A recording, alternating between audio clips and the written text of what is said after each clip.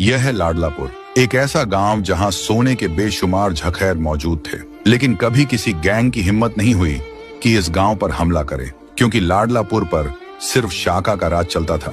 शाका गांव के हर शख्स की इज्जत करता था, मजलूमों का सहारा था, और जब तक शाका मौजूद रहा लाडलापुर महफूज रहा। लेकिन एक खूनी लड़ाई के बाद अचानक शाका गायब हो गया। कई महीने गुजर गए, किसी ने शाका को दोबारा नहीं देखा। कोई कहता था शायद शाका मारा गया है, और कोई कहता शायद शाका जान बचाकर भाग गया होगा।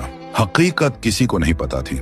शाका के न होने का फायदा उठाते हुए चिड़ीलाल अपनी गैंग के साथ लाडलापुर पर हमला कर देता है। गांव जलने लगता है, घर तबाह कर दिए जाते हैं, गांव वालों को बेदर्दी से मारा जाता है। चिड़ीलाल का जुल्म इतना बढ़ जाता है कि लोग अपना गांव छोड़कर भागने लगते हैं, लेकिन जो भी भागते हुए पकड़ा जाता उसे जिंदा नहीं छोड़ा जाता। लाडलापुर पर कब्जा करने के बाद चिड़ीलाल सोने की स्मगलिंग शुरू कर देता है, और फिर उसकी नजर पड़ती है गांव की सबसे खूबसूरत लड़की शबनम पर, जिससे शाका बेपनाह प्यार करता था। चिड़ीलाल शबनम को धमकी देता है, अगर तू मुझसे शादी नहीं करेगी तो मैं तुझे जान से मार दूंगा।